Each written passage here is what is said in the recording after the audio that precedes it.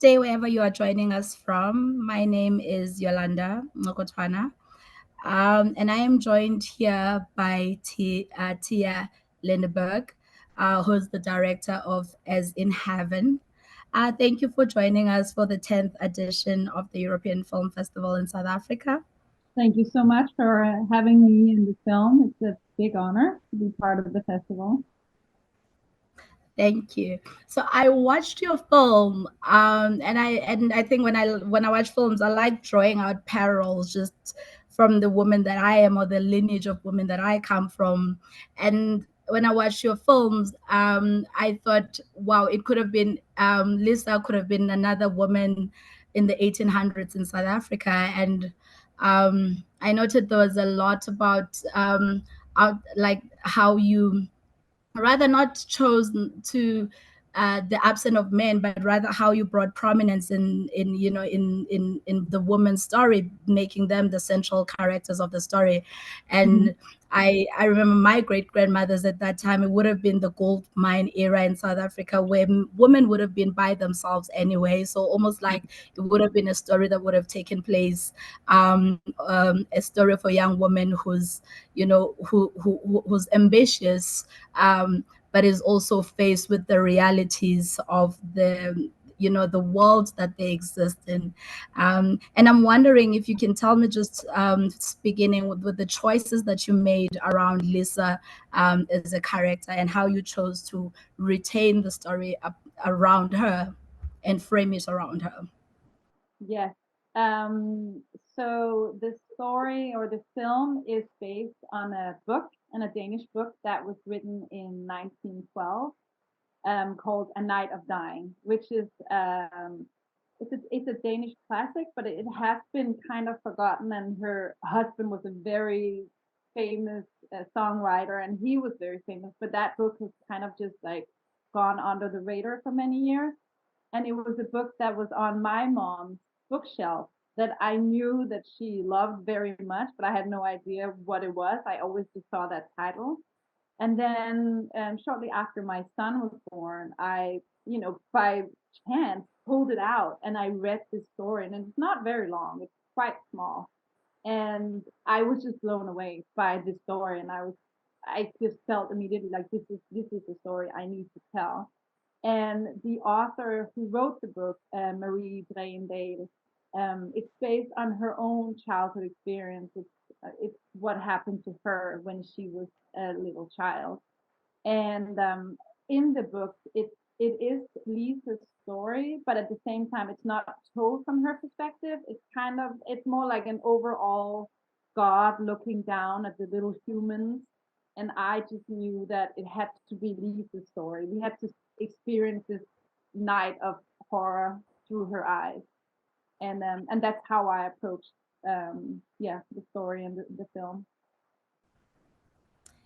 And a night of, I suppose, terror it was. And your opening scene of the dream sequence is so powerful, with the rain coming down, and I think it's what sets the trajectory of the entire film. Do you want to talk about some of the decisions that you've made aesthetically around the film?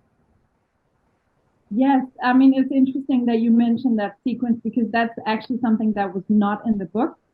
But because it was dealing with superstition and dreams, and because obviously the mother has had a dream where, if when she gives birth, it's going to be a very difficult birth, and if it's a boy, she's going to die. So, and if you call on the what's it called, um, what the woman who helps deliver. So if they Hmm. call the The doctor midwife. or the midwife, yeah. If the midwife gets there, if the doctor gets there, she's going to die, right? So that's why she keeps on saying, "I don't want the doctor there" the whole time. But so it's all about dreams. So I wanted to incorporate that visually into the film, and that's why I came up with these dream sequences for Lisa, that she's the one having all these dreams. And my cinematographer and I, we worked very closely in first of all, of course, telling the story through Lisa's eyes, which is why most of it is handheld. We are so close to her the whole time because we want to be inside of her head. We want to experience what she is experiencing. And then we worked on the sound as well because they're often in these period pieces, music can come in and set the tone and yes, so I wanted to keep it very raw and down to the bare minimum. So that was one of the stylistic choices that we made. And I mean, talking about, how you didn't use, music to sort of like let us know what you were feeling.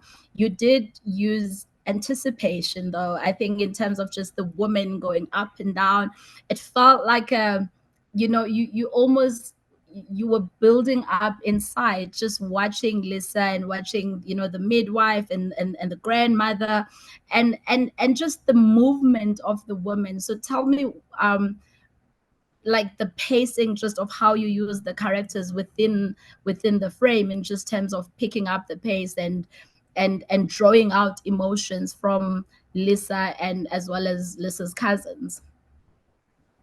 Yes, I mean one of the things about this film is that the plot, in a way, is quite small, but the tension is quite big. So the tension is, I mean, the driving force, the motor of the film is the anticipation of, is the mother going to live or is the mother going to die?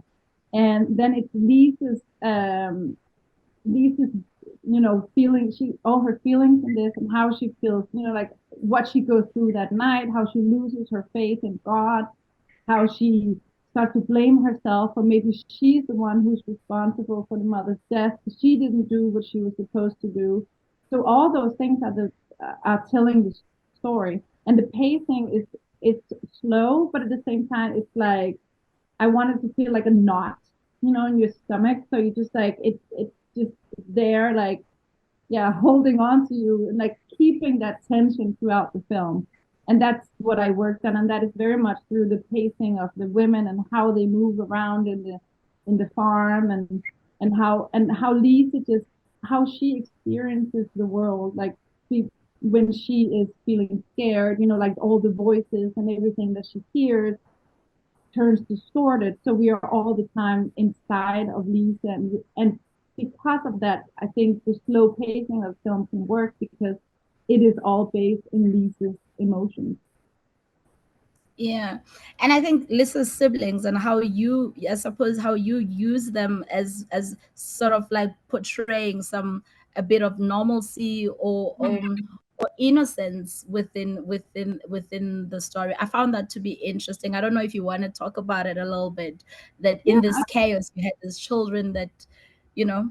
yeah, I can talk about it. It's a one of the choices that I knew I wanted to make as well was that it wasn't, I didn't want to make a film in the late 1800s where childhood was just horrible, because there's also beauty and there's also imagination and there's also the group dynamic between the children, and how much, just like we talked about, that this is very much a women film, and you're with the group of women the whole time. At the same time, it's also very much a children's film because the children were also left to themselves. So it's like, so it's their dynamic and their little group, and the other kids don't know anything that's going on. So it's also to put that contrast up that Lisa is carrying this burden all by herself, and her siblings and cousins are innocently just playing and having fun because they're not worried. Mother is a little sick, she has a headache, but they don't know the severity of what is happening. So it puts Lisa in a very lonely spot because she's carrying this by herself. And so I wanted that beauty of childhood and yeah, imagination, and we also shot it on film, which was one of the decisions we made quite early on, the cinematographer and I. Mhm. Um, and we shot it on Super 16, which has this prettiness to it. So it's not like, it's not completely clear and perfect. We wanted the mistakes, we wanted the little scratches in the film, the hair, that you can see, and we wanted to feel organic and alive. Yeah. Wow.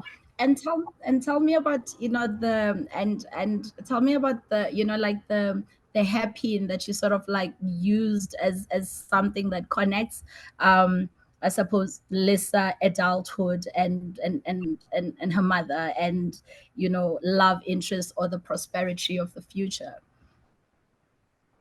Yeah, I mean, the hairpin is a very simple. It's a very simple way of like, in a way, it tells all of Lisa's story because in one part, it's her guilt that she was a bad daughter, that she stole her mother's hairpin because she was trying to be bigger than she was. She was trying to be a teenager. She was in love with the boy and she wanted to look nice for him and have that hairpin and feel grown up. In the beginning, it's a little girl who wants to pretend that she's older than she is.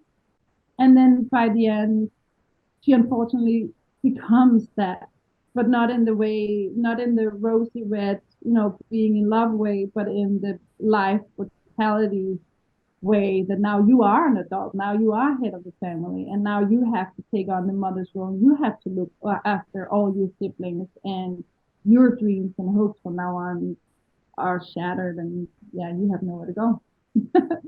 It's a little, it's just a little simple that in a way tells the whole story, I feel.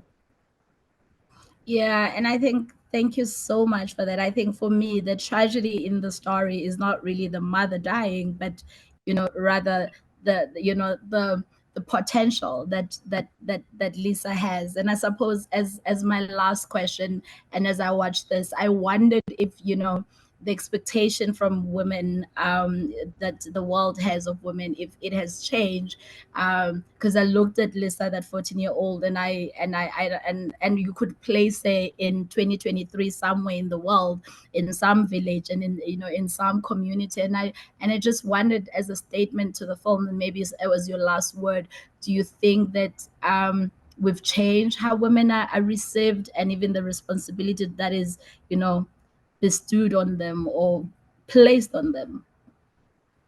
I think we're working on it. And I think many places in the world there is a much greater awareness about it, and it has changed, not to the extent that it should.